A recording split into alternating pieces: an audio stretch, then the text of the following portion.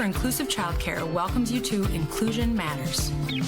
We share resources and information to support quality childcare for all children.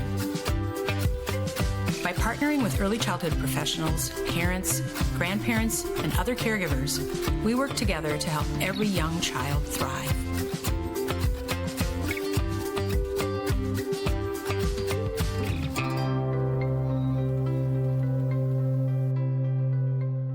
Welcome to Inclusion Matters, a podcast from the Center for Inclusive Childcare. I'm Priscilla Weigel, the Executive Director, and I'm joined today by a wonderful partner of ours. We've had an opportunity to do some work with the Northland Foundation and some of their funding related to family, friend, and neighbor care. And so that's how I got to know our next guest.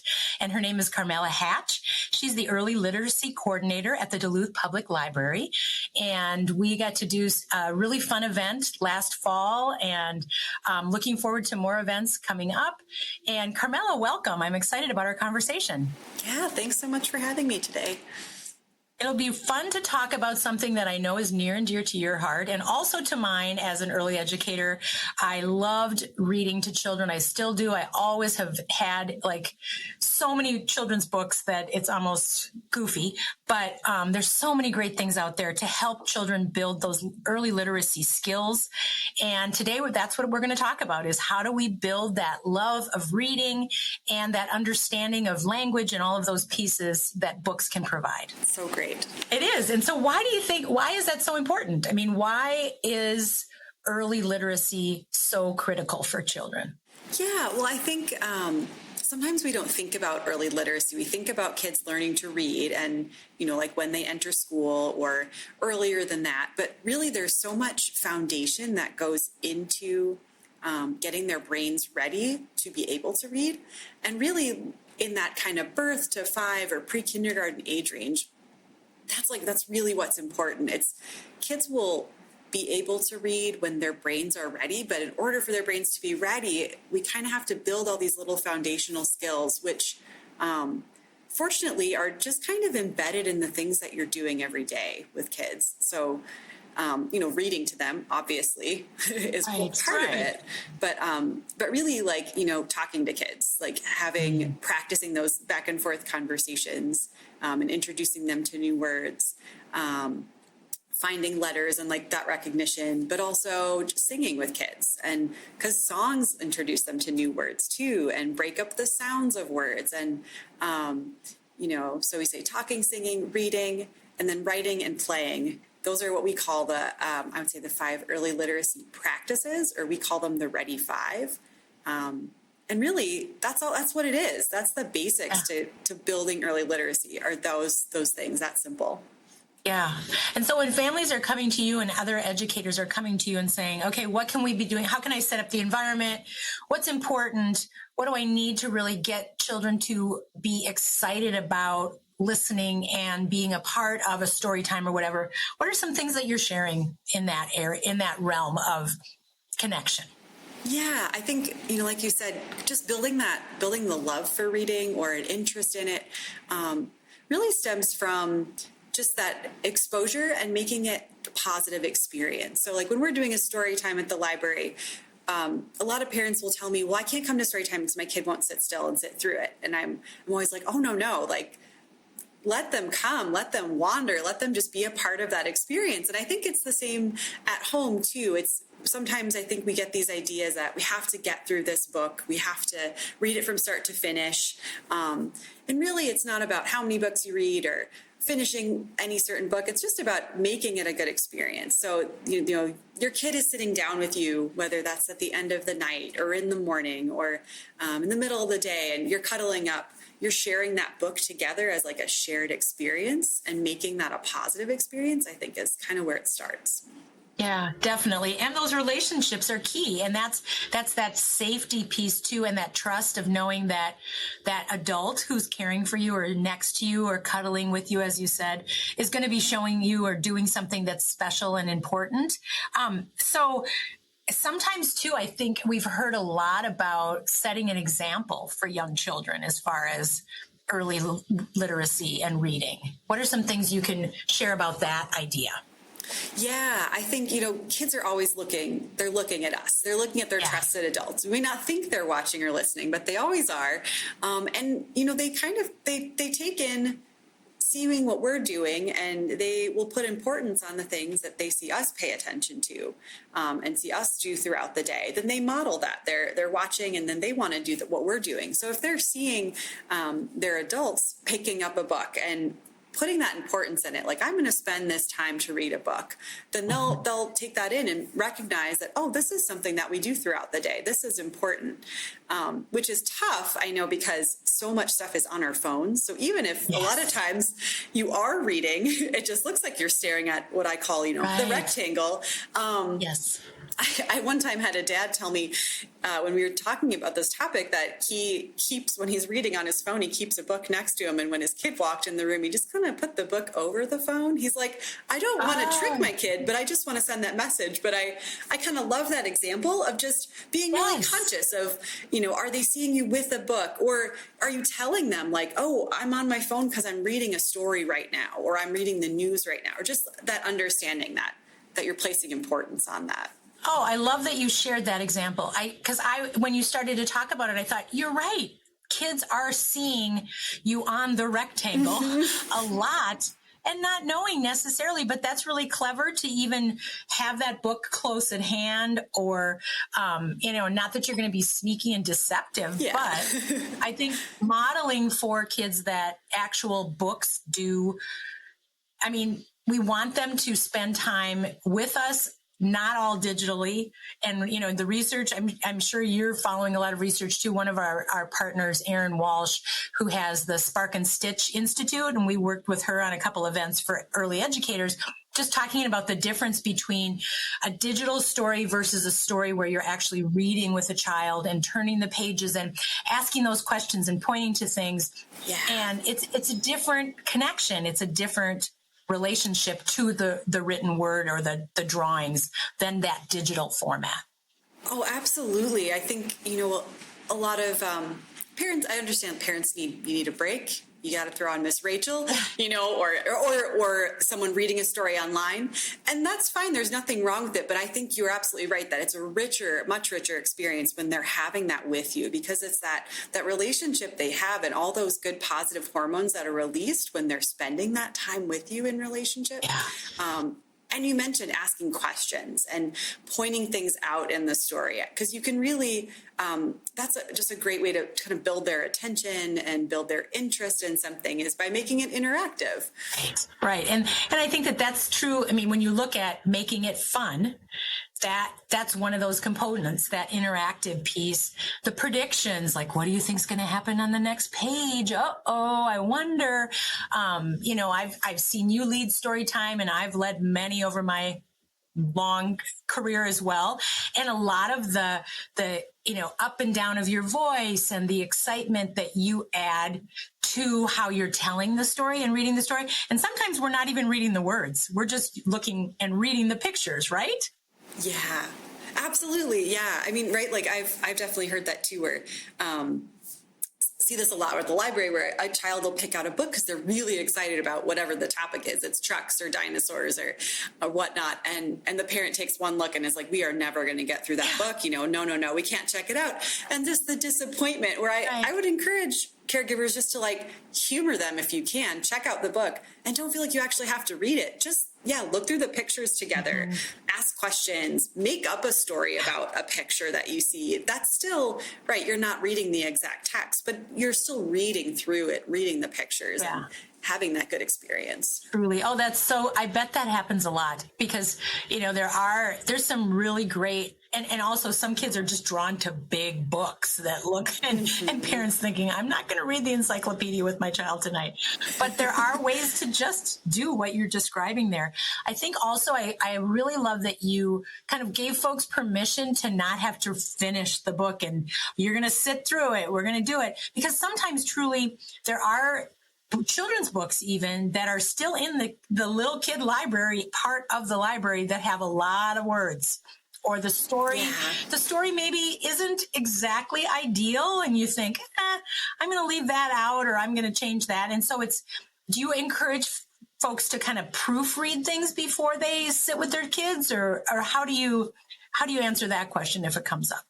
Yeah, I mean, that never hurts to be able to look through it ahead of time, because then you do can prompt yourself like, oh, on this, I know they're going to be excited about this page. I'm going to ask this question, or oh, this page is a great opportunity to like count something. And then also sometimes, you pick up a book, you think it's about one topic, and maybe it's about a topic that they're not ready for. So it doesn't hurt to flip through it. But also, absolutely, in the moment you guys are reading together, and either the child your child's over it, they're not in the mood to read it right now, you absolutely have permission to just let it go and be like, okay, it's the end now. Yeah. Or I say too, if they're getting up and they're wandering around and they're just starting to play, like, keep reading it out loud, because a lot of times they're still listening in the background. Yeah.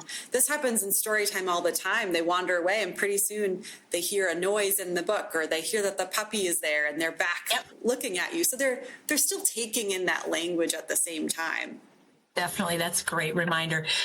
So when you think about children too, a lot of the older kids, as they're starting to get into chapter books and things, and this is early elementary, big thing now is graphic novels. And some parents might be like, well, no, I want them to really be reading, but they're super popular. What do you think about all that? And how do you help families navigate that road? Yeah, we do get that question a lot, because graphic novels are exciting. The visual element of it makes it really fun, and it just does something different.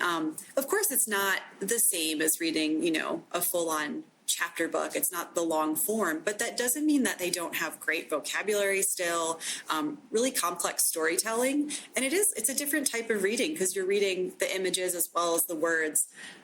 So I think there's definitely still value in them. And more than anything, though, I think it's the high interest that they bring. So if your child is really excited about graphic novels, just remember that they're excited about reading a book. Like, it might not be what you think they're going to read. And of course, when they go to school, they're going to have to read chapter books. But I think any opportunity that we can give kids to just be excited to read something is great. Like, and that will eventually translate to them reading more difficult things. Yes. I think that comes along too with sometimes they're reading they want to read books at a lower level, and the classroom is pushing them to read a higher level, and understood that they might want to do that. But I think if they're excited to read a lower level book, let them read a lower level book. Yeah. It doesn't hurt. It's all reading. It's all building that love of books. Yeah. And if they can build that into love, into habit, then they'll get where they need to be eventually. Definitely. Yeah, we talk about that too with even toys and certain things in, the toddler room. And when you move to the preschool room, you don't have those toddler toys, but bring those toddler toys in every once in a while so that they can have that sense of mastery and that sense of, oh, I know how to do this. I remember when I didn't know how to do it, and now I do. And that's just that confidence builder. And it's beautiful to be able to do that with reading and a book. So I'm glad you shared that. That's really important. How about, routines of reading? And it's hard in busy lives today. People are running and going. And when you talk with families that you're meeting up with at the library, what are you hearing from people about building reading routines? And how are you encouraging that? Yeah, I think you bring up a really good point that we are really busy, and we're going. The kids are enrolled in lots of activities, but I think creating some kind of routine is a good way to kind of make sure that you do read at some point during the day or during your week. And I find that it often is it's a nice transition activity. Reading before bedtime, I think, is the most common one that I hear families talk about as far as a routine that they have, because it is a nice way to kind of calm down, do something quiet, put the screen away, and transition to bedtime. I think it's also great, before nap time, could be a transition to or from meal times. It's just a nice way to do something quiet that will get them mentally prepared kind of for the next shift. I think also another kind of thing to think about is just having books available everywhere, so that maybe you are busy and you're on the go a lot, but if you always have a book or two in the car or in the diaper bag, or you have, keeping your books, at least board books or those ones that can take a little wear and tear, leaving them in with the toys so that it's always an option, that you can play, but you can also read. Yeah. Oh, that's great. That's great. And speaking of board books and diaper bags, I think, sometimes people think, oh, well, you don't have to read a book to a baby. And I know for me, when my children were young, and like infants, we just always read, and they were totally cued into it. And I think that there's, a lot of books that really do help visually get that baby's interest in those pages. And it also is a great way to connect with your child. Yeah. I think, I've heard parents tell me that when they first had a baby, they're like, what do I do with this baby? Yeah. What do I talk about with them? Because, they're not talking it, especially in that stage. But I think books are so great for that because it gives you something to look at together, engage with, especially, they make board books. They do such a great job of making them with like really high contrast photos, or the photos of other babies. Those are some of my favorites to watch babies look at. And again, with a baby, you're not reading, a novel. Yeah. You're just reading a few words per page. Sure. And I think, it's a great way just to introduce language and engage at any age. So I encourage, start as young as you can, for sure. Yeah. And one of the things that you mentioned in those 5, what did you call them? The 5... Oh, the Ready Five. The Ready Five was play. And so, and you just said something about putting board books in with the toys. And so say more about that, the play aspect of reading. Absolutely. I think, there's a great Mr. Rogers quote, I think, about how play is really the work of childhood. It's really how kids are learning. And even adults, there's like statistics about how long it takes you to learn something. If you're just learning it, kind of rote memorization, you learn so much faster if it's in a playful way that involves laughter and fun. So anyway, I think, really not discounting play, because in terms of reading and building those skills, play, especially imaginative play or open-ended play, gives you so many opportunities to like ask open-ended questions and practice those skills, introduce new words. You can play with language when you play with rhyming sounds and get really silly and goofy as you play with word sounds. That's building towards learning vocabulary and reading skills. And really it really just helps children make sense of their world and gives them the opportunity to ask you questions as they're just trying to figure things out. We hear a lot of the struggle in getting ready to learn in school is building those social emotional skills too. And I think, play is probably the best way that they can practice those things as well. Absolutely. Oh, that's true. So true. And I think too, when we look at those later writing skills too, reading is that early practice and precursor of some of that mastery. Yeah. Oh, absolutely. Yeah. Writing and reading just go hand in hand. They're learning to read them and write the letters. And again, in this kind of digital world we're in, I think we don't do as much handwriting. Mm-hmm. So that's another thing. If you're thinking about modeling yourself, think about when's the last time you hand wrote something out in front of your child. Yeah. But really, when we talk about kids learning to write, it's really about building that hand strength when they're young. And play is such a great way for that. You think about blocks and manipulatives and board games. They're picking up little pieces. All that's building that fine motor skill. And then, even playing on the playground, I always say, is early literacy, because you have to build the upper body strength too, and their core strength before they can sit up and be able to write something down. So it's all connected. It really is all connected. And so one thing I was just thinking about as we're sitting here talking about this, and I have a librarian, someone who works in a library, when you look at kids and library cards and being able to check out their own books, when do you encourage that to actually happen, where they're not, what's the rule? Are there rules for the library system on age of library card and what's okay and all of those pieces? Oh, yeah. Yeah, it's a great question. And for our library, you can get a library card for a child at any age. So you can get them when they're a baby if you want to. I really tell the parents it's up to what works for you and your family. So I know some parents like to be the only one with the cards. So they can keep track of everything. But others, it's really fun when the child kind of understands the concept a little bit, probably when they're, 4 or 5 even, that's their card, and they want to give them that sense of responsibility of, the process of using your card to check out your books and keeping track of them. I think it's really fun, and kids do have a sense of pride, I think, when you see them use their own card to pick out their very own book. Yeah. So depends on what your household system is like, sure. But it could be fun even when they're little, for sure. Yeah, I do think that there is that sense of pride and that independence of going through the scan, putting your books through the scanner and hearing that sound and all of those pieces. So as we wrap up our conversation, I always love to talk with people about favorite books and some of the books that come to mind for you as that early literacy coordinator. What are you, when someone says, what are some of your favorite children's books? What's on the list? Oh man. Yeah. It's like a whole, there's so many books you could think of. Some of my favorites right now, I like to think about them in different categories, but, like when I'm reading to babies and toddlers, there's this one by Lori Ann Grover called I Love All of Me. Mm. And it goes through all the parts of the body and how, you love and appreciate all of them. And it's fun because as parents, you can help them by identifying the body parts. But then it's also just building this wonderful message of like, I love all of the parts that make me up. And it's so sweet.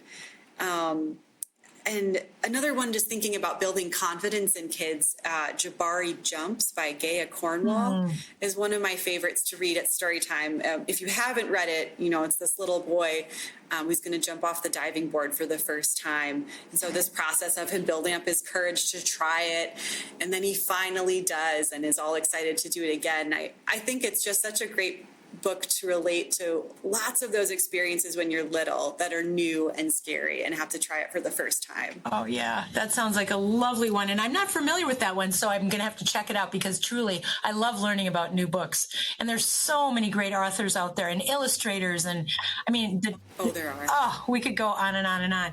Well, I have to say, Carmella, this was so much fun to have this conversation with you.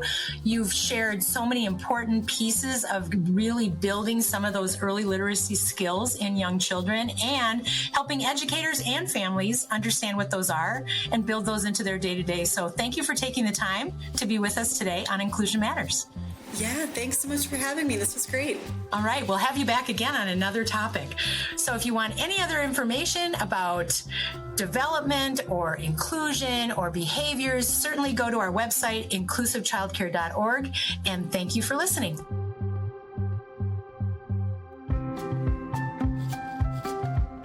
For more information and a wide range of resources, visit inclusivechildcare.org.